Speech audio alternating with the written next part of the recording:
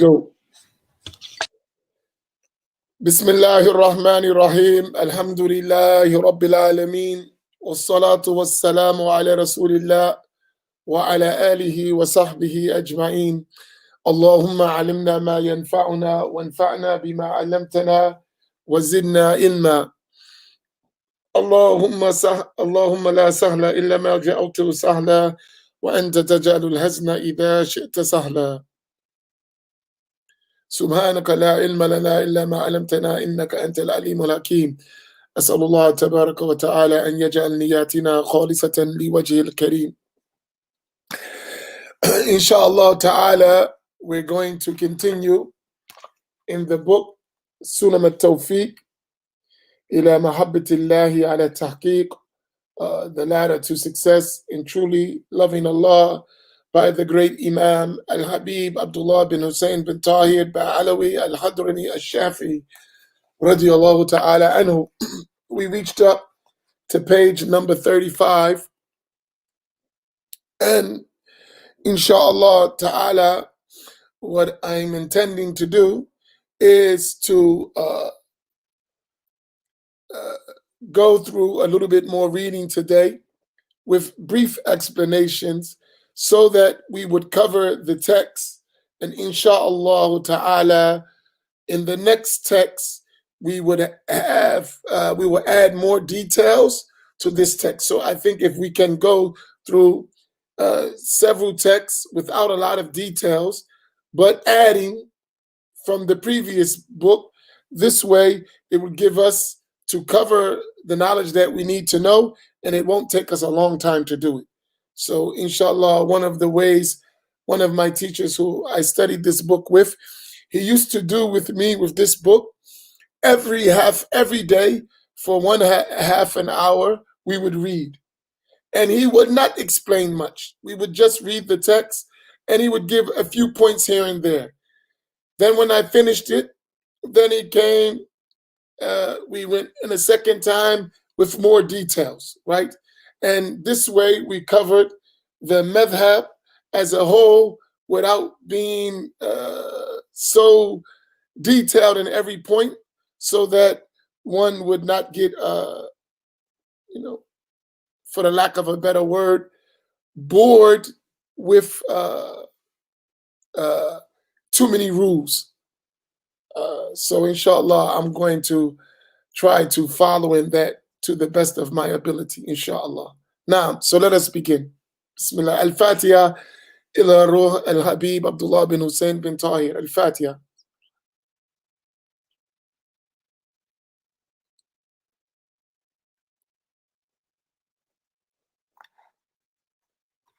Yes, go ahead. Bismillahir Rahmanir Rahim. Alhamdulillahi Rabbil Alameen. Wa salatu wa salamu ala Rasulillah. The author, may Allah Ta'ala have mercy on him, said, "These 5 obligations, furud, within their times are required of every Muslim who is mature, of sound mind, and pure, i.e. from menstruation and postpartum bleeding." So here, these 5 prayers, which are al-Dhuhr, al-Asr, al-Maghrib, al-Isha, and al-Subh, al-Fajr, right? They are obligatory in their times. And we mentioned that Allah subhanahu wa ta'ala said, Inna salata kanat ala al-mu'minina kitabin mawquta, that the prayer is in its prescribed times. And we talked about that, right? So they're obligatory on every Muslim. So who is obligated to perform the prayer? The Muslim. In other words, a non-Muslim, the prayer is not valid for them. It's because among the conditions, the shurut, those things that must be fulfilled before the prayer can begin in a valid manner, is al-Islam, right? So there must be a Muslim, right? However, the non-Muslim who is mukallaf, who is morally responsible, is going to be held accountable for leaving out the prayer in the hereafter, right? So you have the Muslim is obligated to pray, and it is valid from the Muslim, but the non-Muslim who is mukallaf, it is not valid for them to pray because they didn't fulfill the condition of Islam. However, in the hereafter, if they die without having prayed, they would be responsible for the obligations of the prayer. Likewise, in fasting and the other rules of the religion. So that person must be balig, akil, pubescent, mature meaning pubescent, and sane. Uh, Puberty in the sacred law is when one uh, is at the age of maturity. And there are routes, we talked about it, there are means to achieve that, and we talked about it when we talked about uh, the conditions of a taklif or accountability. So the one who is not pubescent is not obligated to pray. However, we're going to learn coming the chapters that it's an obligation on the guardian of that child to order them to pray. And aqil is the same one who has the intellect. The majnoon, the crazy person, is not obligated to pray. Tahir, meaning that person is not having the prohibitive matter like al-hayd or al-nifas, menstruation or postpartum bleeding. And now, go ahead. It is unlawful to perform them before their time or to delay them beyond their time without an excuse. So, in terms of those 5 prayers, he said, فَيَهْرُمُ تَقْدِيمُهَا عَلَى وَقْتِهَا وَتَأْخِيرُهَا عَنْهُ بِغَيْرِ الْعُذْرِ. Right? It's unlawful to perform any of these 5 prayers before their times. So it is important, that's why the author mentioned the times of the prayer when they begin. It is important to know when they begin so one does not perform them before their time. Because if one performs the prayer before the entrance of its prescribed time, that prayer is invalid. And it is not counted among prayers that you fulfilled. So, in other words, your prayer is invalid, it is sinful, and you will have the responsibility of not fulfilling those prayers on the day of judgment. That responsibility will still be upon you, and you would be held accountable for not praying, even though you prayed, but it was before its time. And it is not permissible to pray them after its time has passed without a valid excuse. So you know the end of the time. So what is a valid excuse? If one delayed the prayer beyond its time while traveling for the purpose of joining the prayers. So in this case, one could perform Salatul Dhuhr at the time of Salatul Asr and Salatul Maghrib at the time of Salatul Isha for the purposes of traveling. There is also the case of heavy rain where one would bring the prayer before its time and join it at the time of the beginning of the prayer. But this is in a specific case, and we'll talk about those details later. Other than that, it is unlawful to perform the prayer before its time or after its time. The sin of performing it before its time is greater than the sin of performing it after its time. Why? Without an excuse, we're talking about. Because if you perform it before its time, as we mentioned, the prayer is invalid.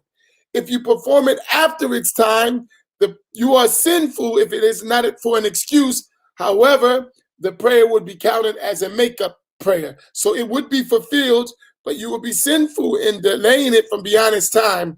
Whereas if you performed it before its time, the prayer would still be unfulfilled.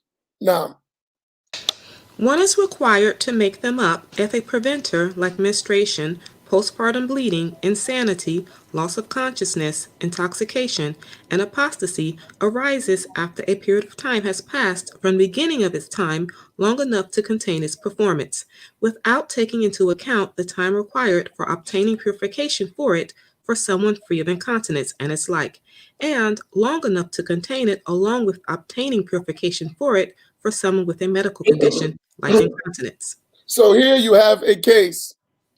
There is some preventative matter, meaning that thing, if it occurs, you cannot perform the prayer. So the author mentioned, like menstruation, for example, right? And then he gave some other cases: postpartum bleeding, insanity, or losing consciousness, like fainting, or intoxication, or apostasy. So the scholars mentioned several things that are preventative measures. If it occurs after there was enough time to perform the prayer from the beginning of its time, right, then one must make that prayer up when that preventative matter ceases to exist. So, for instance, there is the time of dhuhr, and dhuhr comes in when the sun moves from the westward, from the middle of the sky. But one delay, and we know there's a time. So you have that time until the shadow is the length of the object, in addition to the shadow when the sun was at its zenith. So that's a span of time to perform dhuhr.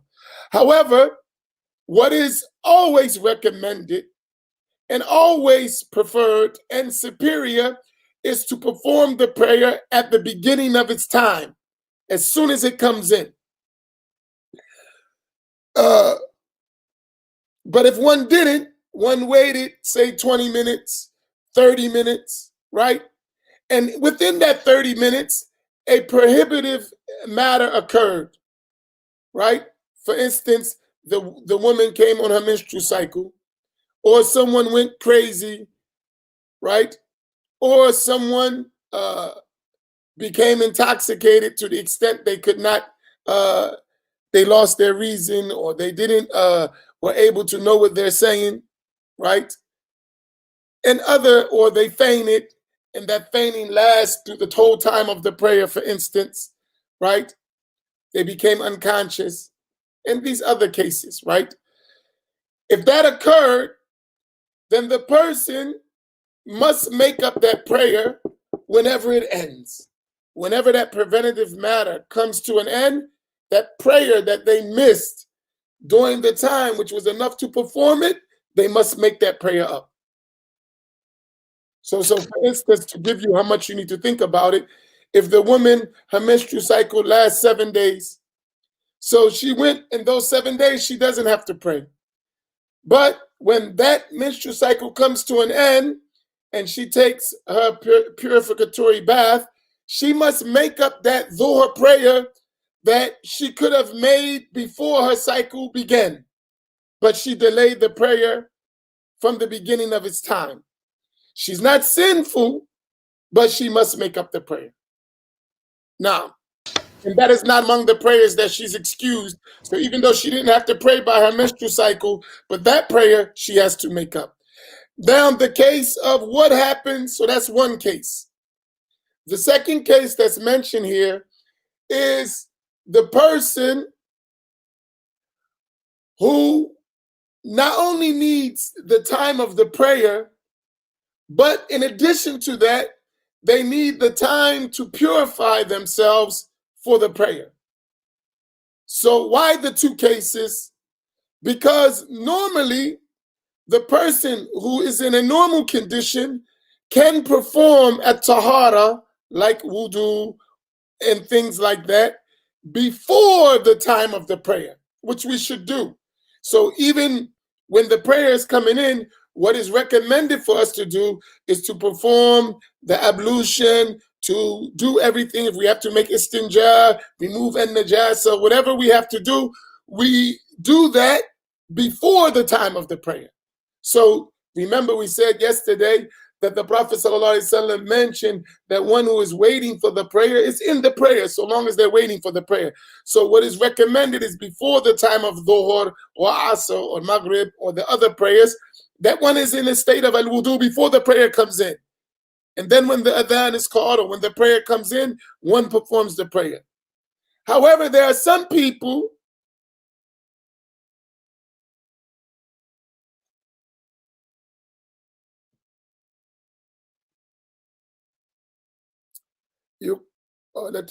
I'll come to that, inshallah. There are some people who, because of their condition, they cannot perform tahara, purification, before the entrance of the time of the prayer. So like a person may have incontinence of urine, right? And that means their urine comes out and they can't stop it. It's a sickness. Or the woman has bleeding that is not bleeding from her menstrual cycle. She has some kind of sickness and she bleeds. In her case, or in that man's case, or the woman who has the same case, the sacred law gives them the dispensation to still pray, even though they have this condition that is normally a preventative matter, but they can pray with that. However, they need to perform the purification for the prayer for every single prayer. For the obligatory prayers, they need to perform the purification. So, but they cannot do it until the time enters. So for these people, they need not only the time of the prayer, but also the time to perform purification before the rule of making up that prayer that they delayed until the preventative measure comes upon them, occurs to them. They need also, in addition to the time of the prayer, to perform the prayer, to perform its purification. Now, is this clear? I'll take questions. I don't want no one to get confused. If this is clear, then alhamdulillah. Let me answer that question.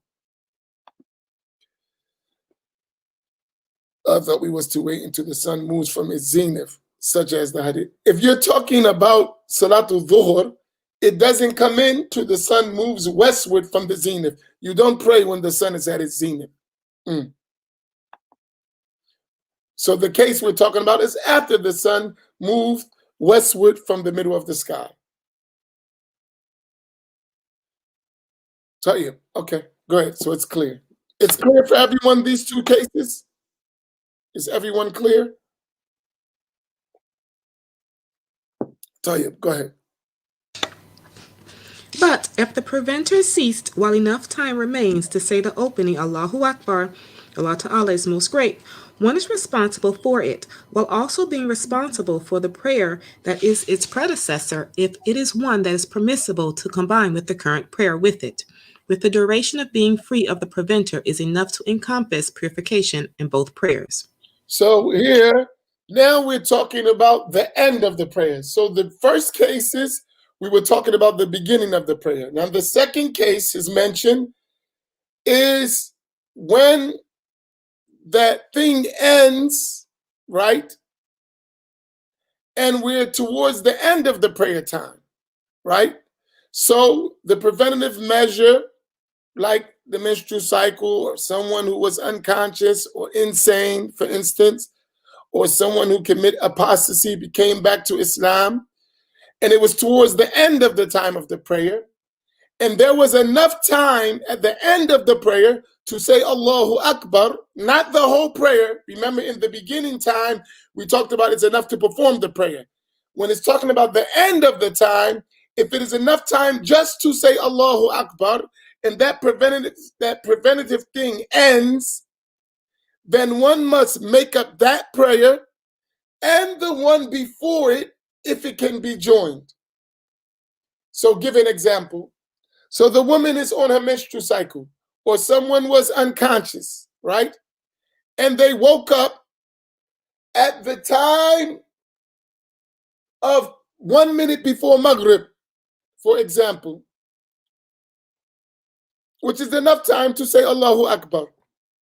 But it's not enough time to perform the prayer. But it's enough time to say Allahu Akbar, right? So before Maghrib comes in, so it's Asr time. At the end of Asr, that thing ends. One is obligated to make up Asr and Dhuhr. Why? Because Dhuhr and Asr can be combined. So they're obligated to make up the Asr and the prayer before it if it is combinable, and Asr is combinable with Dhuhr. The same is the case with Isha. If that happened before Fajr, 1 minute before Fajr, then one would make up Isha and Maghrib. So Maghrib and Isha, since they are combinable, you can pray Maghrib in the time of Isha as you can pray Dhuhr in the time of Asr, right? They are combinable. Then you make up both of those prayers. If there was the prayer that cannot be combinable, then one would only make up that prayer alone.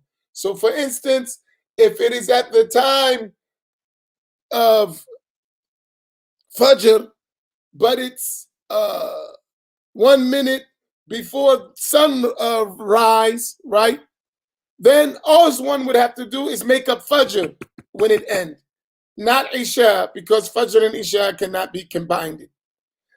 Likewise, if it is at the end of Maghrib, a minute before Isha, for instance, one only would have to make up Maghrib. Why? Because Maghrib and Asr cannot be combined.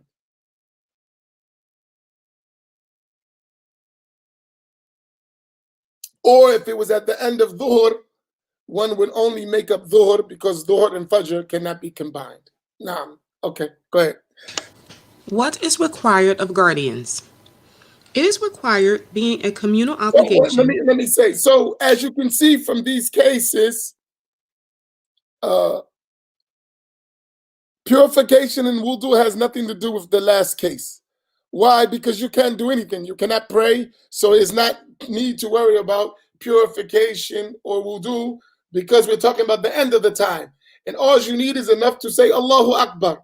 So you actually didn't pray, but there was enough time to say Allahu Akbar, so the prayer is going to be binding. So we don't need to talk about purification and al-wudu in the second case. I was getting ready to say something.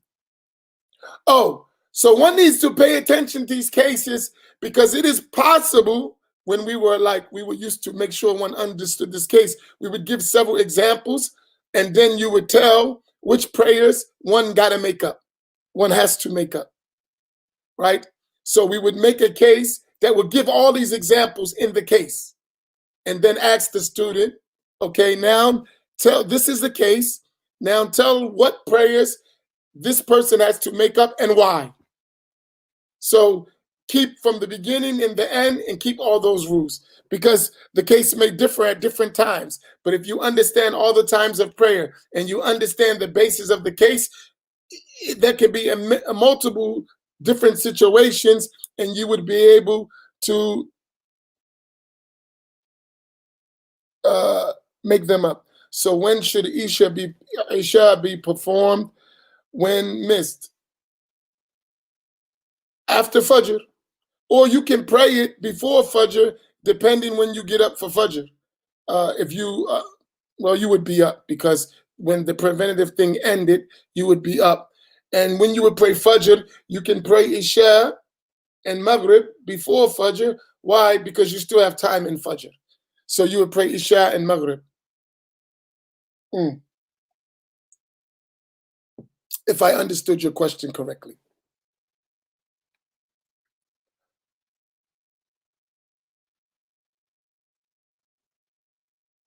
I knew that was coming.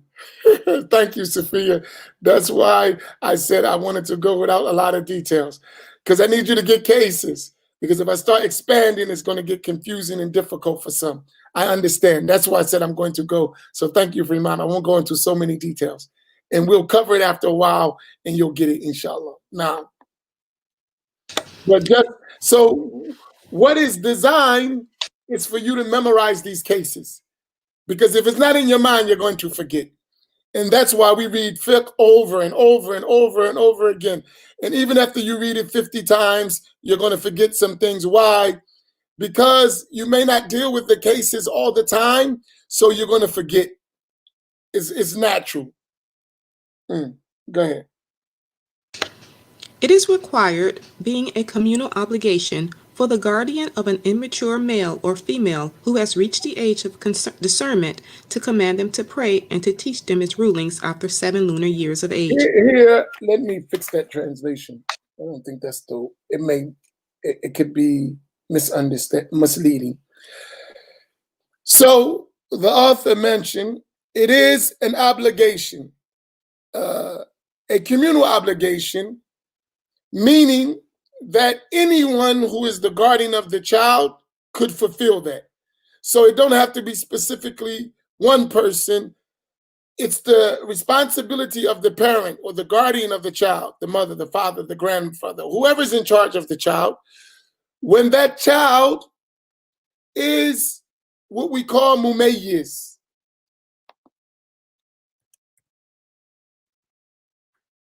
right? Mumayyiz, so we learned the term mukallaf, right? That should be a Z. That shouldn't be an S. I'm sorry. Let me take that out.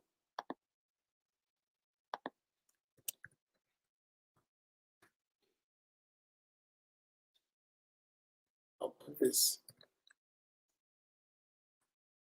These are some terms you need to know. All right, I'll put both of them. We should know the term already, but I'll put it again, inshallah.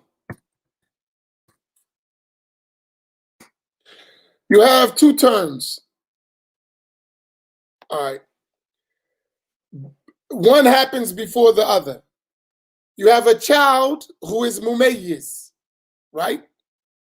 And then you have the person who is mukallaf. At-tamyiz is the state. Mumayyiz is the person. At-taklif is the state. Mukallaf is the person. So at-tamyiz is the age of discernment, right? At-taklif is the age of responsibility or accountability.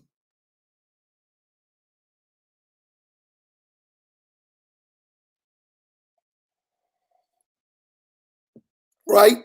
So a person becomes mumayyiz before they're mukallaf.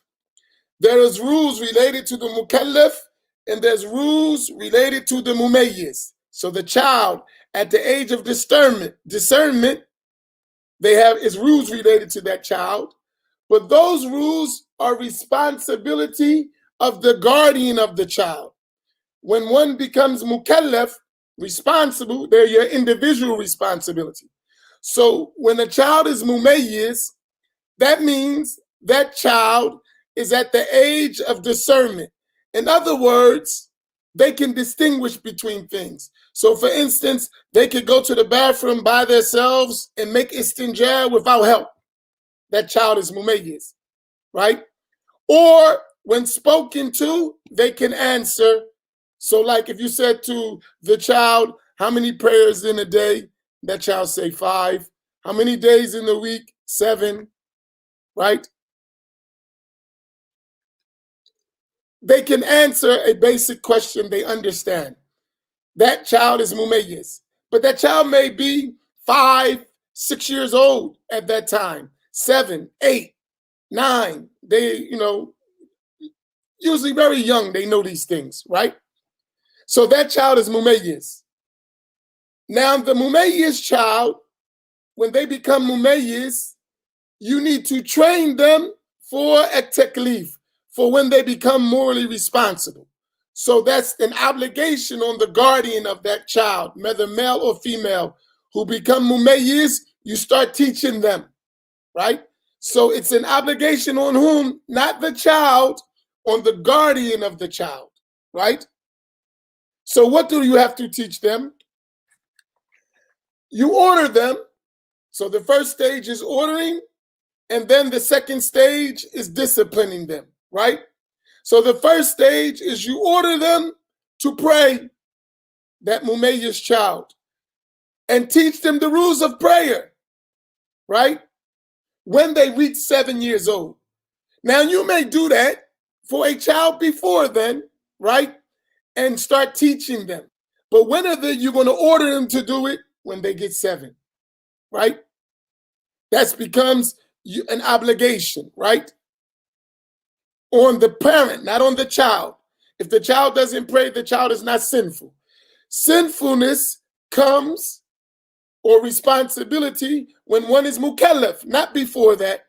So we don't tell a child and say, pray, who's not mukallaf, pray, or Allah is going to punish you. Look, that child is not responsible. We preparing them to pray and teaching them to pray. Why? So when they become accountable, they're already used to praying. It's not, and they know what to do, because now if they don't pray, they're sinful.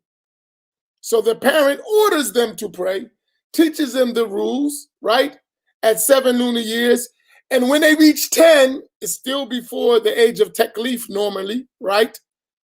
You start to discipline them in a way that doesn't leave bruises and not hitting them in the face, but in a way to push them towards fulfilling that thing which is going to become an obligation upon them. Right. So that is related to the prayer and what relates to it. I'm going to pause there for a minute and take some of these questions that are related to what we talked about. Allah, just to be sure, I meant the takbir time. Does one need the time to have enough time to perform purification? No, just enough time to perform a takbir. That's it. A person misses Dhuhr, Asr came in. Are you saying they should make Asr then Dhuhr, or should they make Dhuhr then Asr?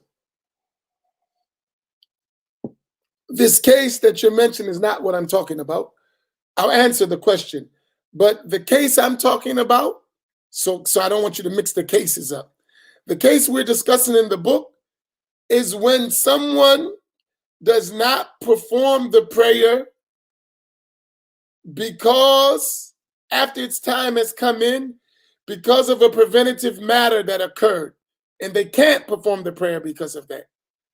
So this is a different case, right? What you're mentioning here is the person who didn't pray. Maybe they don't have an excuse. They're sinful, right?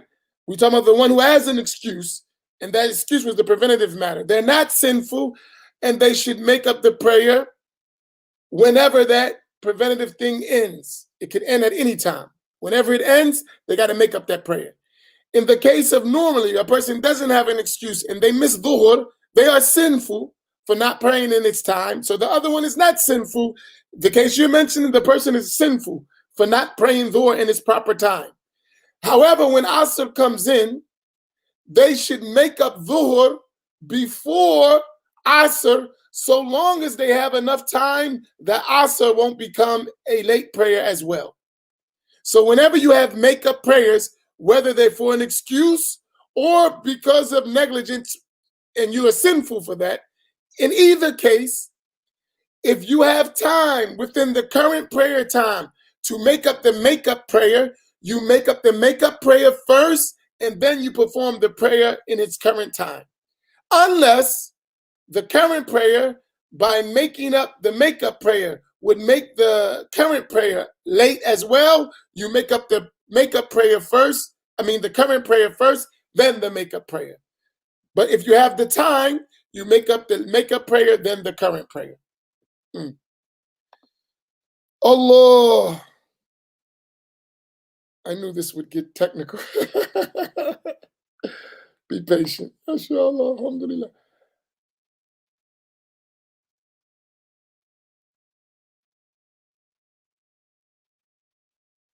Okay, good. MashaAllah. All right.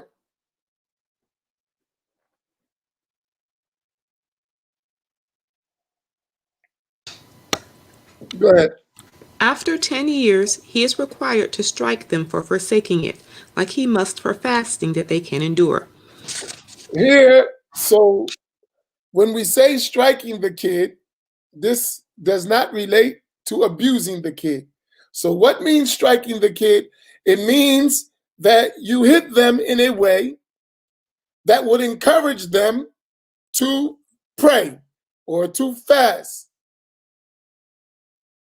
So, in other words, you cannot hit them in the face, right? You cannot hit them in the face. That's haram. You cannot hit anyone in the face, right? To strike someone in the face. You should not do that.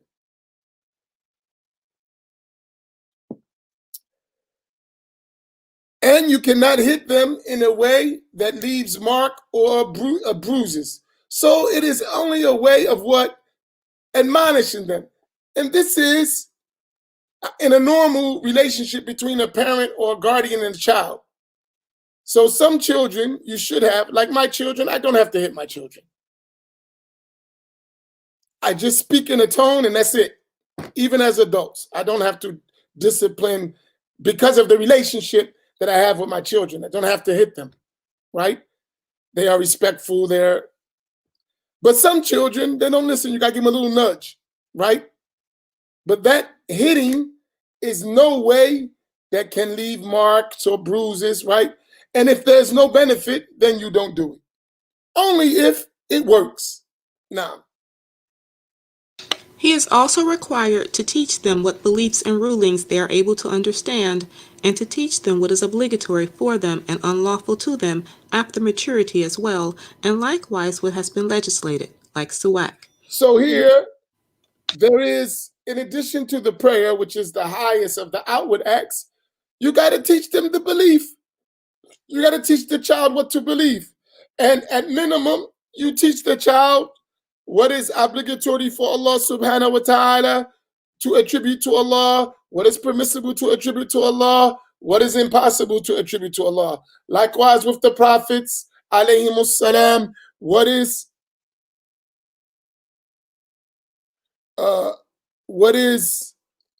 obligatory to attribute to the prophets among the attributes, what is permissible to attribute to the prophets among the attributes, and what is impossible. And as-sam'iyat, about the matters of the unseen, you teach them about those things. So they have the basics of beliefs, they have the basics of the rules of the religion, their obligations. You teach them everything they can understand, right? Why? Because you're preparing them. When you become pubescent, when you become mukallaf, all of these things are obligations on you. So you need to know them before you become pubescent so you can perform them in the proper manner. Likewise, you teach them what is haram. You cannot steal, you cannot lie, you cannot commit fornication, you cannot cheat, you cannot backbite, you cannot slander. You teach them those things that are haram. Drinking is haram, drugs is haram, right? To teach them what they will need to be performing and avoiding when they become mukallaf. Those in authority, i.e., the caliph and his representative, are required to execute anyone who forsakes prayer, even if it's just a single obligatory prayer, out of laziness, after warning him according to its conditions if he does not repent, i.e., if he does not pray. His legal status is that he is a Muslim. This is something that I think we, even though this is not a reality that we live with, but it is something that we should really reflect upon to show us the severity of not praying when able, without an excuse, right? That in the Muslim state, when we have a Muslim government and they have a ruler, a khalifa, if a person doesn't pray intentionally without an excuse, he will be brought before the ruler and he will be ordered to pray, or by the representative of the ruler, like a judge or his representative or whoever he authorizes to do that. And if he doesn't pray after being warned and the prayer time went out, he would be executed. And that's just for laziness. In other words, even for one prayer. In other words, this person wasn't praying. Someone report him to the authorities. This one doesn't pray. He's going to be reported to the authorities. Doesn't pray. So the Khalifa will look into his matter, or whoever's in charge will look into his matter. So he'll come at the time of say, Dhuhr, and he says, this person didn't pray, so you don't pray. So usually they would imprison him. They would put him in prison and observe him. Now you must pray. If you don't pray, Dhuhr, they're going to give you to Asr. Why? Because Dhuhr and Asr can be combined, right? If at the end of Asr you didn't pray Dhuhr and Asr, the Khalifa would order you to be executed, right? Take another case. Maybe it's the time of Maghrib, and he is ordered to pray Maghrib, and at the time when the redness disappears from the western horizon and he didn't pray, he would be executed for one prayer, right? Now, why execute him? That is the ruling in the Shafi'i school. And it is an expiation for his sin. So that means he's not going to be held accountable for not praying on the day of judgment because he was executed for that. Okay, these rulings, we don't have a Khalifa, we don't have a government, so it doesn't apply to us, right? However, it should tell us, for us who are not praying, that this is not a light matter. And those who are not praying, if you're going to be executed in the world for not praying, imagine, and that is an expiation for you. So on the day of judgment, you're not going to be held accountable and take into account for those prayers that you were punished in this world for, right? But just imagine you're not punished, and on the day of judgment, you got all these missed prayers. If they would execute you for one, what do you think the punishment for Allah for missing 10, 20, 30, 40, 50, 60, 70 prayers? SubhanAllah, one should reflect on that. Even though that's not going to happen to us, because we don't live in an Islamic country, we don't live under a Khalifa, so we don't have these rules. There are rules in the sacred law, even though they're not going to be applicable to us.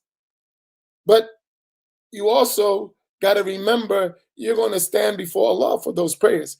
And if that's the punishment in the dunya, what about when you go to Allah? That's just something to think about, right? Because some of us would think the other way. Oh, if I don't pray, you get executed. How brutal is that? Then you didn't realize the value of prayer. You didn't realize the importance of prayer, which is the first thing you're going to be questioned about on the day of judgment. And the believer who really is sticking to the rules of the sacred law would recall, if you miss your prayer, like, I would get executed for this if I was under an Islamic rulership. In our school, I would be executed. So how could I be lazy in this issue? If you knew the threat was over your head, you wouldn't miss your prayers. You would perform them, right? So that should be your state when you don't have that over your head, right? But this is serious. This is not something light. This is not something light. I need to pray. And another thing, Imam Fahim, I'm putting you on blast. Bam! Right? Who's snitching? The rights of Allah deserve to be fulfilled, even if I got to tell on you. No,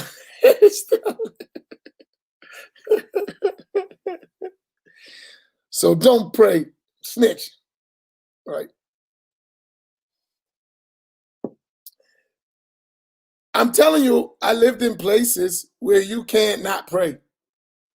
You know? Like somebody like you don't pray? That's just not happening. What? No, you're going to go pray. Trust me. And we should have environments like that. People shouldn't be around us comfortable not praying. And we don't say anything. No. That means you don't care. Say, hey, boss, he ain't pray. Really, you watching somebody, you know the severity of prayer and you don't say anything and they don't pray. Something's wrong with you. Something's wrong with your faith. Seriously. You don't understand the severity of this matter. And we should fix it. Now,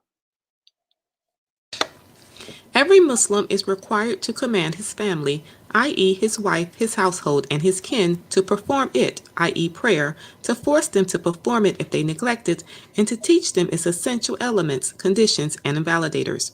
And likewise, everyone else, i.e., from among the aforementioned guardians, authorities, husbands, and kin, who is able to do so. So here,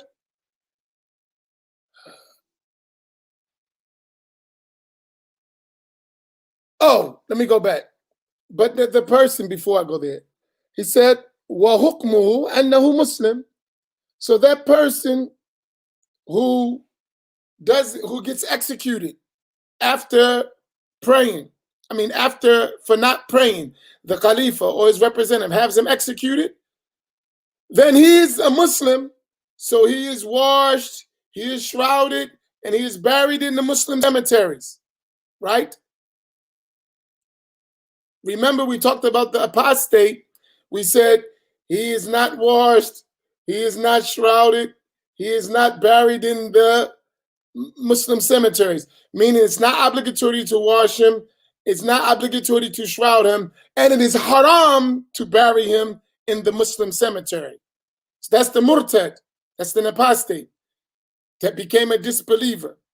Whereas that person who was executed for not praying, he is obligatory to wash him, obligatory to shroud him, and obligatory to bury him in the Muslim cemetery because he's a Muslim.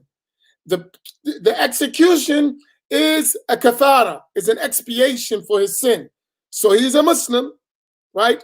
So from this, we know in the Shafi'i school, tariqus salah, the one who leaves off prayer, is not a kafir.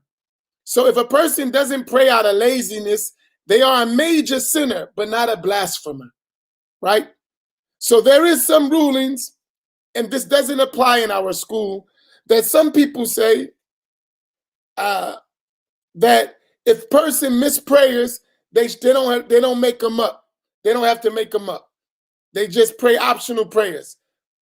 This is invalid ruling. In the Shafi'i school, if you miss prayers, you must make them up. If there are 100,000, you must make them up. You cannot leave them out, right? You are mukallaf, and you have not prayed for 10, 20, 30, 40 years, you got to make those prayers up. If you were a Muslim, you got to make them up, right? They're not canceled out. So take care of your prayers. And if you have make-up prayers to make them up. Don't go to this deviant opinion that says, oh, you were a kafir, so you don't have to make them up. No, you have to make them up. There's no, you have to perform. You don't want to go on the day of judgment with prayers.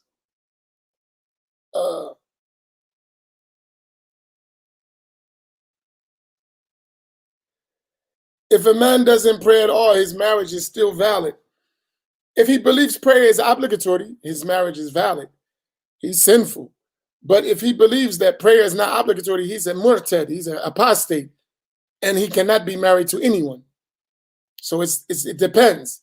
Is he praying because he doesn't pray because he's a lazy guy and he doesn't pray?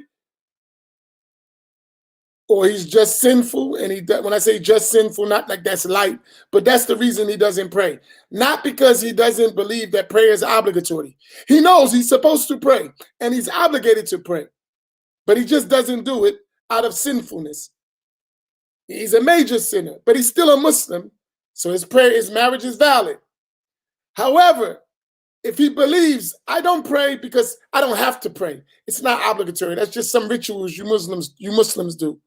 That's ritual. They don't have to do that. That's kufr. Now he's not a Muslim, and it's unlawful to be married to such a person.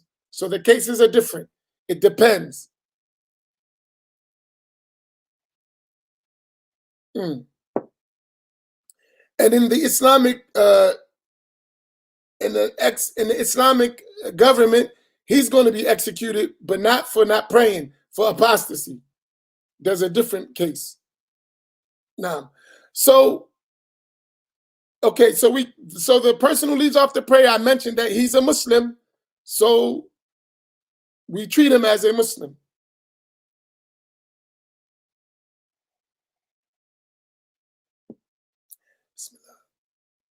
Okay. Now, the case of enjoining what is right and what is wrong related to the prayer.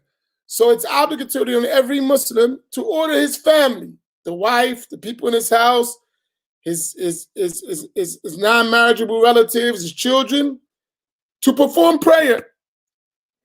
And since he's in charge of the house, he got to make them prayer. If he make them pray, if they are falling short, and he must teach his house, his wives, the rules of prayer, the integrals, the conditions, the invalidators, and everyone he has the ability to teach, he must teach them, right? So a husband is responsible for his home. If his wife don't know how to pray, don't know how to perform the obligations, he's sinful, because it's his obligation to teach them. And if he doesn't teach him, she leaves the house to go learn.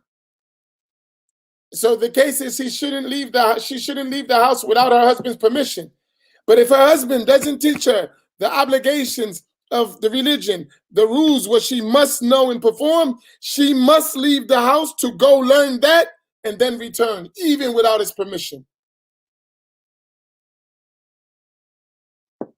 However, either he teaches her or he provides her with a teacher. If he doesn't do neither, she leaves the house and goes to where she can learn, go learn and come back. She can't go shopping. She needs to go learn.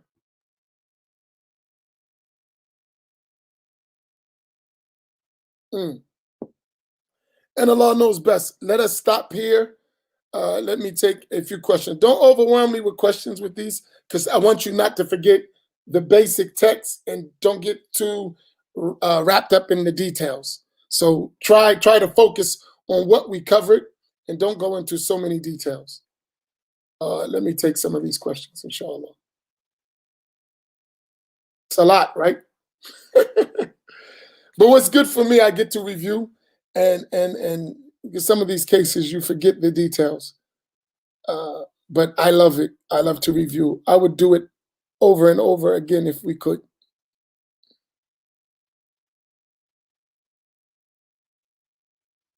You estimate from the time you were a Muslim and how many prayers you think you missed, and you make up those amounts. You go to the maximum. So for instance, I was Muslim for 10 years and I didn't know about prayer. I didn't know how many prayers I missed, but I know from year 1 to 5, I wasn't really praying. So I'm going to add up 5 years of prayer, right? How much? 5 prayers a day, 365 years. Let me see. 5 times a day.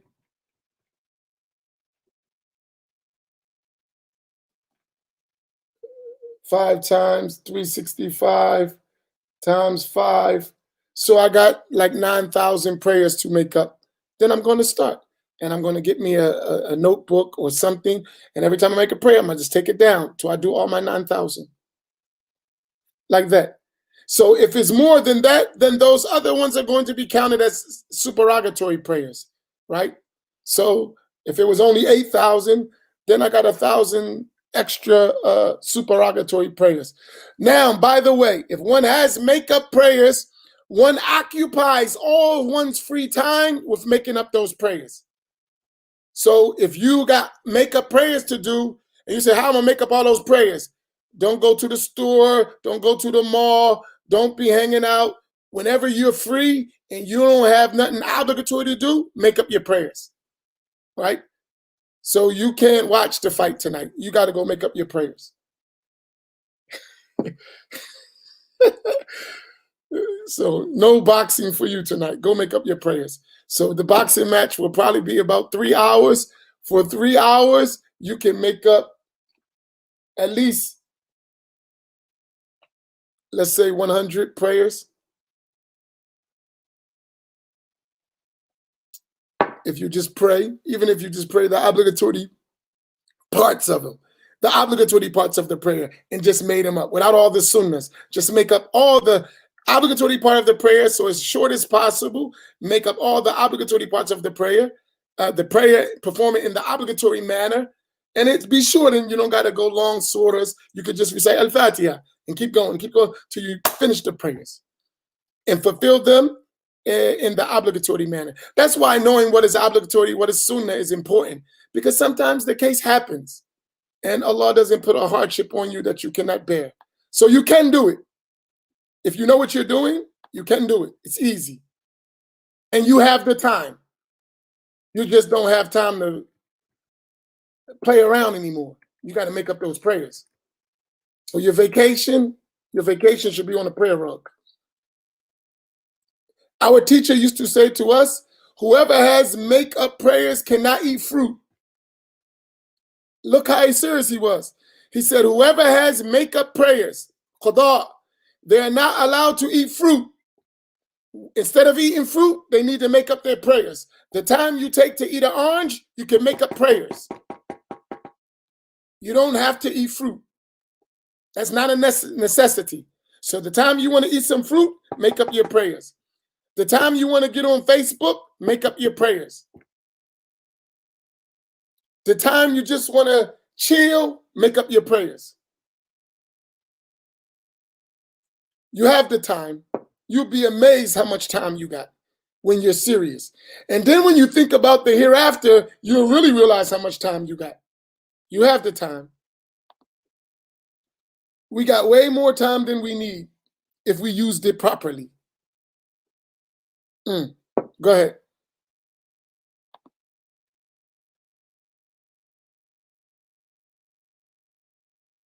You don't pray Taraweeh prayers if you have make-up prayers. Taraweeh is sunnah, recommended. The missed prayer is obligatory. Instead of praying Taraweeh, go make up your missed up prayers. You don't pray optional prayers when you got obligatory prayers that you owe.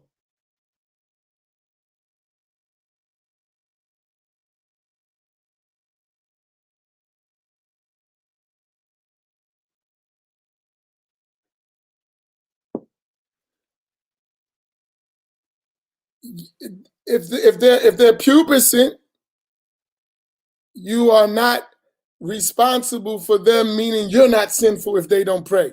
But you should order them to pray. But you're not responsible for them not praying, except that you order them what is right and forbidding what is wrong. But they are sinful themselves for not praying, not you. But if they're less than that, then you're sinful.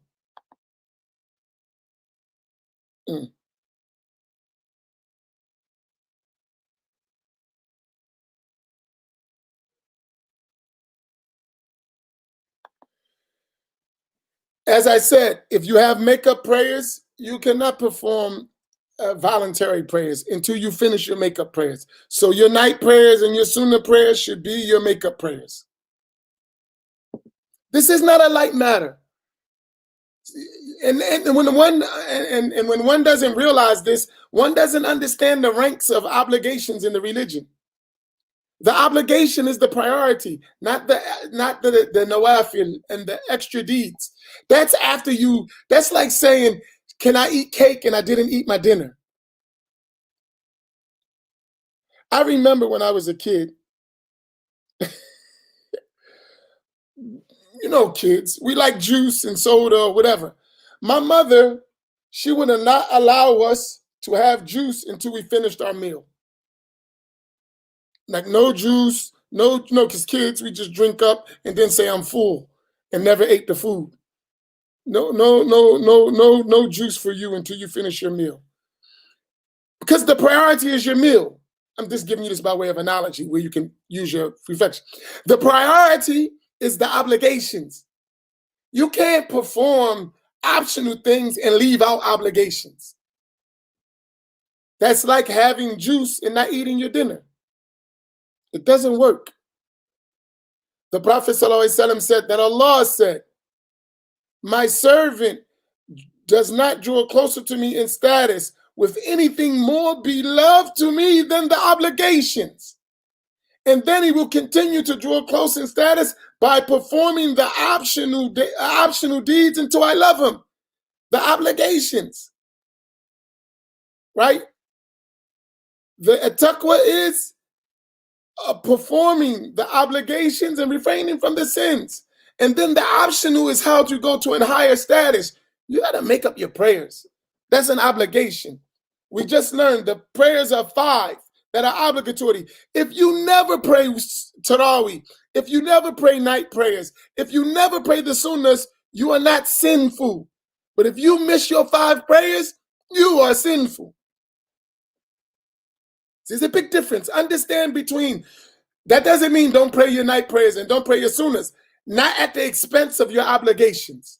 Fulfill your obligations and then break yourselves in the depth of the night and make sure you perform all your sunnahs. But definitely, you got to perform your obligations. Understand what is important, you know? And that's why you'll see me so hard on the issue of Aqidah. Guy got all the, I'm on the sunnah, but you have al-Aqidah to Fasida. How you on the sunnah, you dress in the sunnah, you reading the hadith, but you commit kufr in your belief?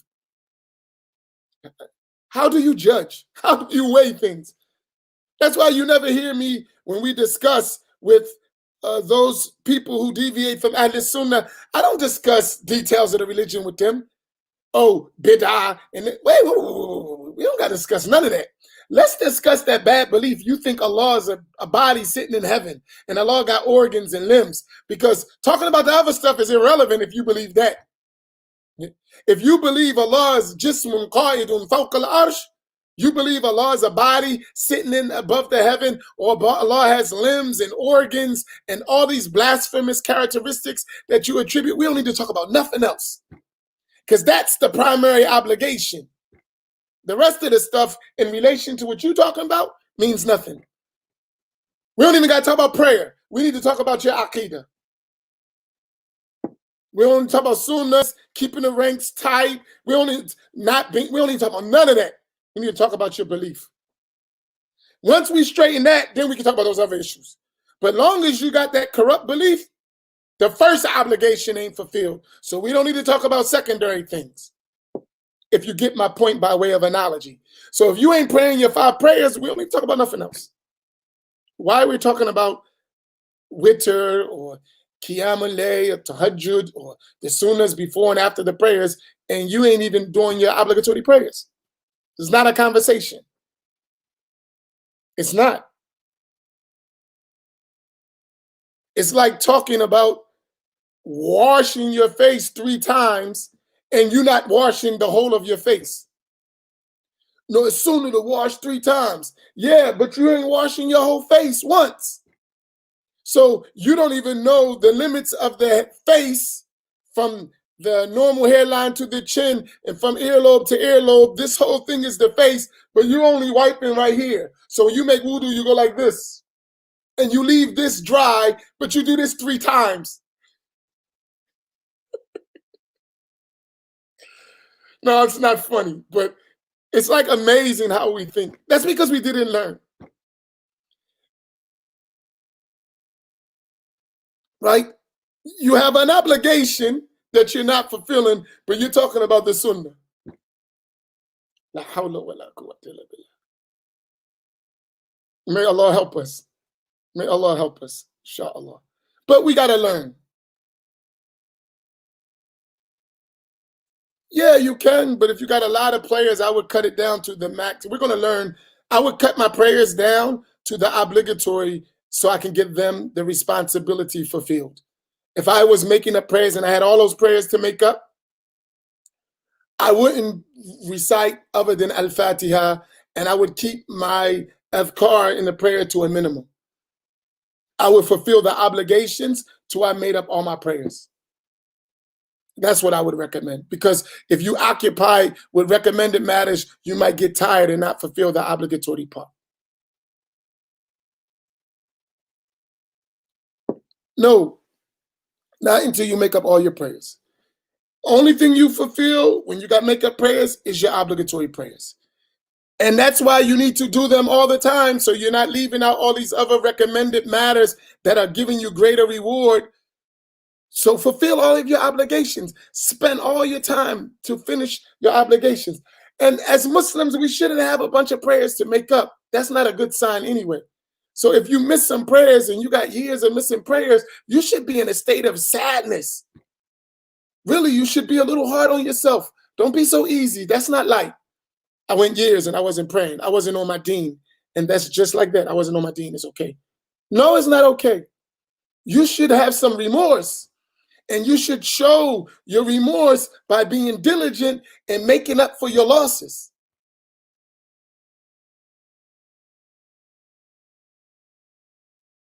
I want to show you something. Excuse me, I'm sorry to go. If anyone needs to go, please go. The class is over, but I want to make some points. So because sometimes we need analogies to think, to really reflect on something. I want to ask you something. We're all family here, so we can have a real talk. We're family. And whoever doesn't feel like family, I want you to know, so long as you are doing the right thing, you are my family. And even if you're doing the wrong thing, you're my family, but I'm going to be hard on you. And I want you to be hard on me if I'm doing the wrong thing. But we're family. We're together. And any of you know me, that's how I deal with each other, right? Let's take a man or a woman. And this is a real thing. We exist. We see it and we know it. If your spouse, or even before in dunya days, people were before they were Muslims, haram, but just for the reality purpose, your boyfriend or girlfriend, if that person cheated on you, right?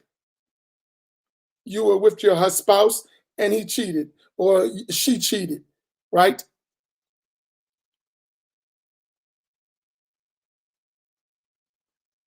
Even when y'all weren't married and people who were in dunya, if it was your boyfriend or girlfriend in our society and they cheated, you know how you felt. If it happened, you exactly know what I'm talking about, right? And that person comes back to you and says, I'm sorry. Now let's just move on with it. That's it. I'm sorry and forget about it. I want you to think about that. How would you feel? How do you feel at that point? And they don't want to talk nothing. Just, I'm sorry. All right, let's go. Move on. No one's going to accept, right? Because you felt like you infringe on the rights of our relationship. You dishonored our relationship. And all you got to say is, all right, I'm sorry. Let's go. Keep on moving on. Stop crying. You're not going to accept. You're not going to accept that. You feel betrayed. You feel, right? Okay. Now, that is how you feel about your own stuff. How should you feel about the rights of Allah? Allah created us to worship him. And you just neglecting that. And then you're going to say, don't worry about it. Now I'm back on my deen. Just forget about it. Think about that. Yeah, Allah, just forget about it. I know I ain't prayed. I wasn't on my deen. I ain't feel like it. Let's just keep going on from here. I'm not going to show no remorse. I'm not going to, oh Allah, let me prove my servitude to you. I was a neglecting servant. I was bad. I fell short. Ya Rab, forgive me. Because you want that for the guy or the girl to come to you. I'm sorry, I love you. I love you no more than anyone else. And please, I cannot live without you. Don't leave me. I don't really care about that person. You want the whole bag. You want the whole bag. But when it comes to Allah subhanahu wa ta'ala, get over it. And not that Allah has emotions, but he has rights upon you that you must fulfill. And it's for you, not for him, because Allah don't benefit from our worship. That's for you. Think about that. Just by way of analogy.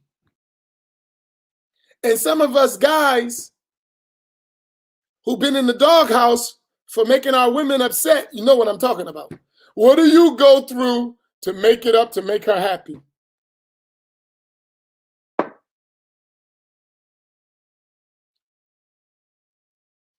So some women get vacations for that. And it ain't even cheating. Just you made her mad, she give you the blues till you take her somewhere. I need to go shopping. I know what to do. Stop. But no, we understand remorse, when it's real remorse, when one feels sad for doing some infringing on the rights of others, right? And walillahi al-mathalul a'la. Allah has the highest similitude. So don't misunderstand any liking Allah between his creation. But I'm giving you something that you recognize clearly, so to identify something far greater. If that little worldly matter and your emotions is so important to you and your rights, what about the rights of Allah? That's the point. So don't misunderstand. There is no tashbih. There is no liking Allah to his creation in this matter, right? We've learned Aqidah already. We know these things, right? All of us know that laysa kamithlihi shay, mahma tasawarta bi balik, fallahu bi khilafi dhalik. We all understand this stuff. But this analogy I'm giving you is to show you not about Allah and the creation, about hukuk, about rights, and how you should take care of the rights that are upon you. And when you neglect and you fall short of fulfilling those rights, that you have some kind of remorse, and you show that remorse inwardly and outwardly. That's the point. That's what I'm highlighting. If I fell short in my prayers, I disobeyed my Lord, I don't come to my Lord with some nonchalant attitude like, I do what I want. I'm Malik and you're the servant. La, Allah is the ruler and you the servant. And you need to come to your Lord pleading and begging for his mercy and forgiveness for your shortcomings. It's a big difference. Don't mix it up. Don't. It's not a light matter. On the day of judgment, we will realize it's not a light matter. We take our deen too lightly, and it ain't that light. I ain't saying be extremists, but the basic obligations, don't be an extremist in neglect either. Just like you don't be an extremist in doing too much, don't be an extremist in doing too little. May Allah help us. May Allah help us. We have rights upon us, and the rights of Allah are most important to be fulfilled, more than my own rights. Neglect my rights. Don't neglect the rights of Allah. The creation, we can get past that. But if you're going to neglect some rights, don't neglect the rights of Allah. And Allah has the right upon us that we worship him. Not for him, for us. He don't benefit from our deeds. We benefit from our deeds. May Allah help us, inshallah. Jazakumullahu khairah. Please keep me in your dua. What was that last question? I'm sorry.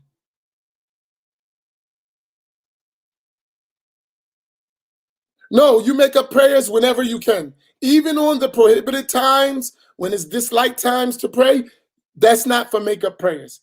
Anytime you can make up prayers. When the sun is rising, you can make up your make-up prayers. Doesn't matter. So those times when you shouldn't pray, that doesn't apply to make-up prayers. Make-up prayers, that's how important they are. Anytime you can make up your make-up prayer, except when you're not in a position of tahara, of course. You can't be on your prohibitive matter and pray, because prayer is not valid prayer. But I'm talking about as far as the times, you can make up prayer at any time. That's how important they are.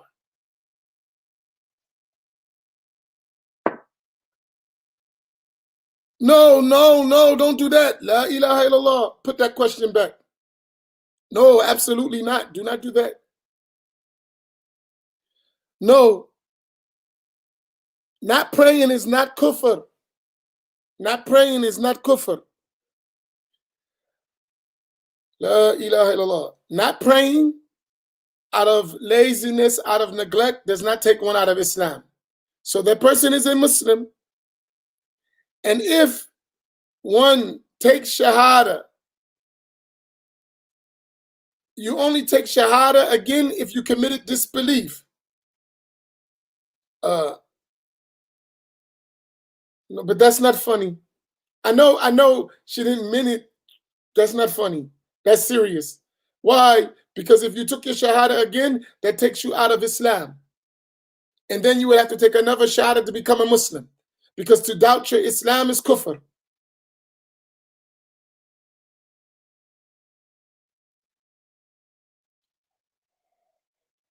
So that even if it was a joke, my beloved sister, certain jokes, we shouldn't, and I know we're learning, so that's why I'm explaining. So certain things could lead to blasphemy. That's why we learned apostasy before. So just be careful, right?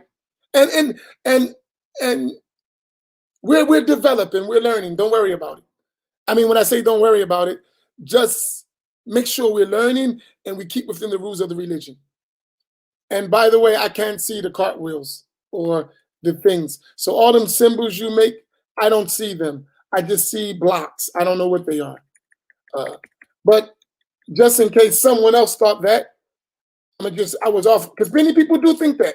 I was off my deen, so I'm going to take my Shahada over. And then being off your deen doesn't make you a blasphemer. If you take your Shahada over again, that will make you a blasphemer. Then you will need another Shahada to become a Muslim. So just be careful, inshallah. And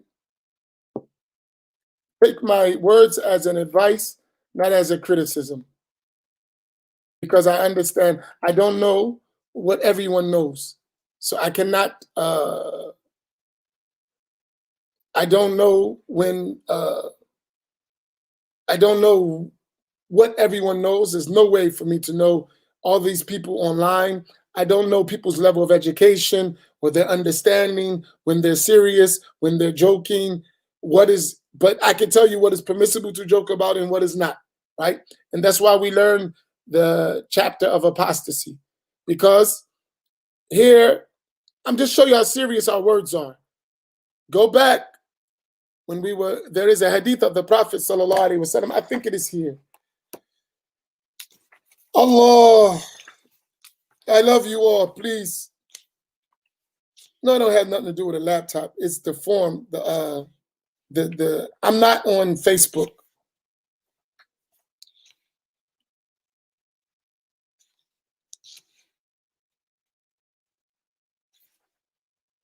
There is a hadith of the Prophet sallallahu alaihi wasallam in which he said, a person may utter a word that they deem harmless. The consequence of that word is that they would fall in the hellfire the distance of 70 years. إن الأب لا يتكلم بكلمة لا يرى بها بأسا يهوي بها في النار 70 خريفا. The Prophet said, a person will utter a word, لا يرى بها بأسا. They don't see nothing wrong with it. يهوي بها في النار 70 خريفا. But as a result of that word, they would fall the distance of 70 years in the hellfire. If you quickly go back to page, in your book, page number 19. If our reader is still here with me, can you reach page number 19 in this book? Yes. Read that paragraph on page number 19. I hate to go in details about this, but we learn things for a reason, right? And so we can protect each other and we can help each other. We all we got. So we got to be on it, right? And there are many who are light in the moves of the religion. So we don't know how to distinguish. So we got to help each other and remind each other. Now, go ahead. Every Muslim is required. This is 19 in Sulam and Tawfiq. We go back to page 19 just for this case. What removes a person from Islam? Every Muslim is required to safeguard his Islam and protect it from what spoils it, invalidates it, and interrupts it, which is apostasy, i.e., disbelief after Islam. May Allah Ta'ala Most High protect us. In this time, there is such tremendous leniency in speech that words are uttered by people that remove them from Islam without them even seeing this as sinful, let alone it being disbelief. Read that again. In this time, and that's in his time. So imagine our time. In this time, there is such tremendous leniency in speech that words are uttered by people that remove them from Islam without them even seeing it as sinful, let alone it being disbelief. So that's deep, right? He said, وَقَدْ كَثُرَ فِي هَذَا الزَّمَانِ التساهل في الكلام حتى إنه يخرج من بعدهم ألفاظ تخرجهم عن الإسلام ولا يرون ذلك ذنبا فضلا عن كونه كفرا. It's deep. So imagine in our time, that was 150 years ago. We, in our time now, people just talk. And some of those words are kufr. And because of it, they speak recklessly. They don't know what they're saying is dangerous. But what they're saying, the words take them out of Islam. Right? I want to share something from the Quran. I'm just helping you with this case because we got to watch our tongues. And this is not on anyone. This is a protection for all of us.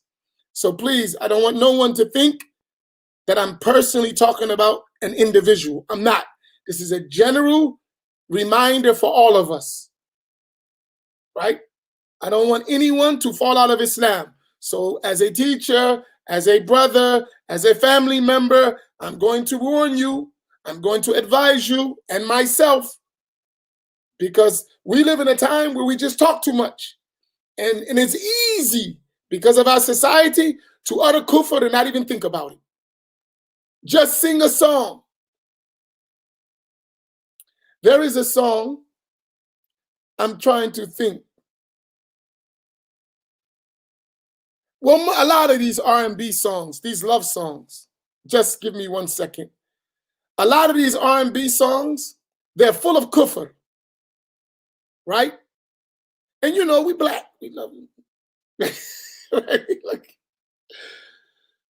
no, my mother-in-law is going to get on my case about this black stuff, so I better stop. We of African descent, right, in the American experience. So we love sometimes some of this music and R&B and oldies but goodies. We like that stuff, right? And not all of it is bad. Some of it will teach us how to love, right? But a lot of it is kufr. And we'll just be singing. And there's one song I forget. I just can't think of it right offhand. And I remember I liked the song. And it's probably a million of them, hundreds of them that got similar blasphemous things. But you'll be singing this song, and then you get to a line of kufr. And I remember as a kid, when I was younger, I love oldies but goodies. I was a kid, I used to collect that stuff.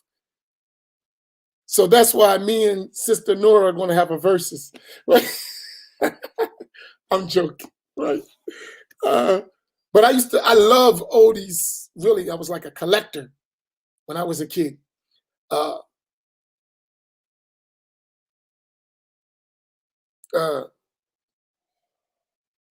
But you would be singing along those songs, right? And then you would have to catch yourself. Oh, that's kufr. I can't say that. But you're almost right there, you know? But it's just the song. Our society is like that, right? Our society has a lot of blasphemous sayings that just goes in our culture. So we got to be careful with our tongues. That's my point.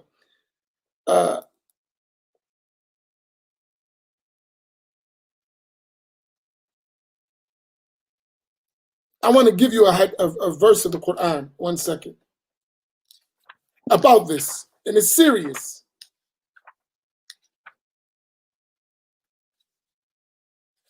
Just give me 1 second. I'm sorry for taking up all your time, but this is important.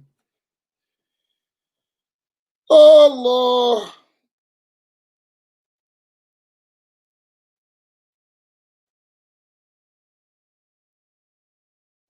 If you go to Surah number 9, verse 74.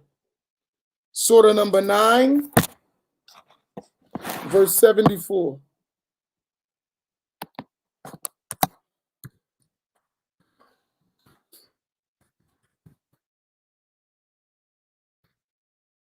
Right? Go to this verse. I want you to look at it. When you get a chance, you don't have to do it right this minute. I'm gonna read it for you. Right?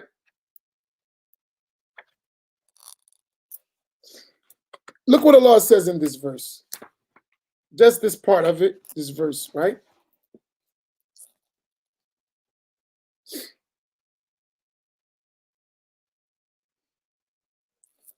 Allah says in this verse, أعوذ بالله من الشيطان الرجيم, يحلفون بالله ما قالوا ولقد قالوا كلمة الكفر وكفروا بعد إسلامهم.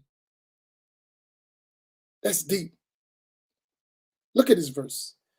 Allah said, they swear by Allah, they didn't say it, but they did indeed utter the word of kufr, kalimatul kufr, the word of kufr, وَكَفَرُوا بَعْدَ إِسْلَامِهِمْ, and they committed kufr after having been Muslim by one word.